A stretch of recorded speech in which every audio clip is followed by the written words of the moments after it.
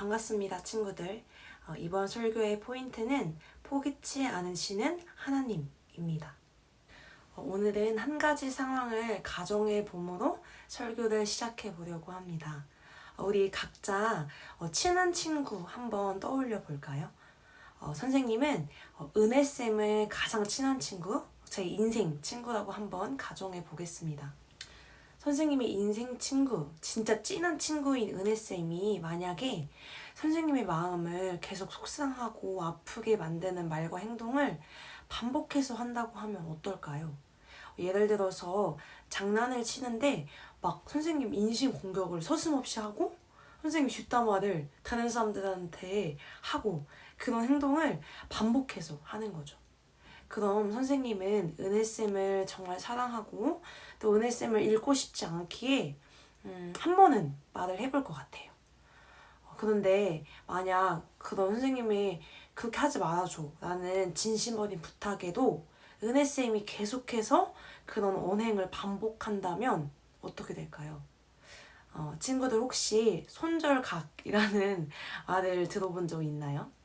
만약에 은혜쌤이 그러했다면 전 아마도 은혜쌤과 손절각을 외치며 관계를 아마 끝내지 않았을까 싶어요.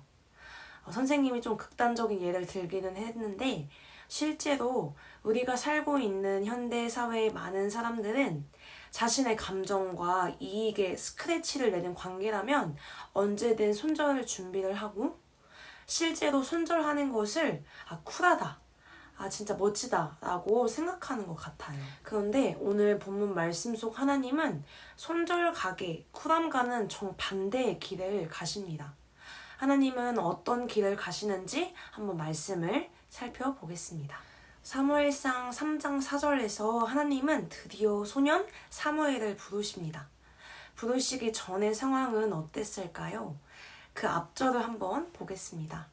사무엘상 3장 2절 새 번역으로 한번 볼게요. 어느 날 밤 엘리가 잠자리에 누워 있을 때였다. 그는 이미 눈이 어두워져서 잘 볼 수가 없었다.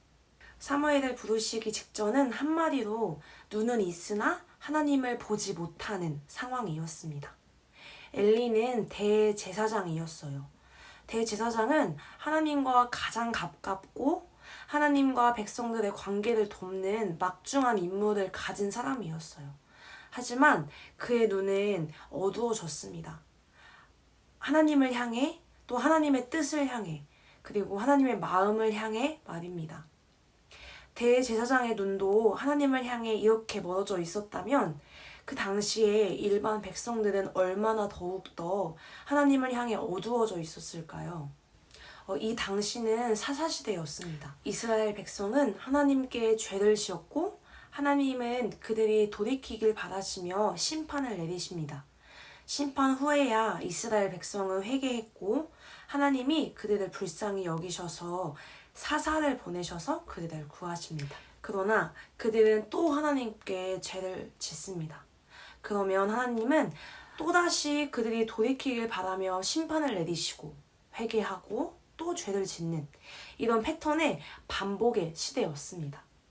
이 패턴을 그대로 기록한 사사기 말씀을 읽다 보면 이스라엘 백성들의 태도가 정말 지긋지긋하고 징글징글하다고 여겨지기까지 합니다. 그러나 그렇게 반복되는 죄의 반복에도 하나님은 그들을 포기치 않으십니다. 대제사장마저 눈이 어두워서 하나님을 보지 못하고 하나님의 계획에 관심이 없는 그 어두운 새벽 같은 시대에도 하나님은 한 사람을 부르십니다. 우리는 쉽게 손절각을 외칩니다. 그리고 내 입맛에 쓴 것은 언제든 뱉어버리며 사는 시대입니다. 또 하나님께 이스라엘 백성 못지않게 반복해서 죄를 지으며 삽니다. 그리고 하나님의 은혜로 하나님께 돌이켜 울고불고 하다가도 언제 그랬냐는 듯 하나님 없이 살아가기도 합니다. 그러나 하나님은 여전히 자신의 열심으로 그렇게 반복되는 우리의 죄와 우리의 존재를 포기치 않으십니다. 그러니 우리 세문교회 청소년부 친구들도 시대가 어떠하든지 또 나의 감정이 어떠하든지 그것과는 상관없이 절대 하나님을 포기하지 않길 간절히 소망합니다. 여기서 오늘의 메시지를 마치겠습니다. 안녕.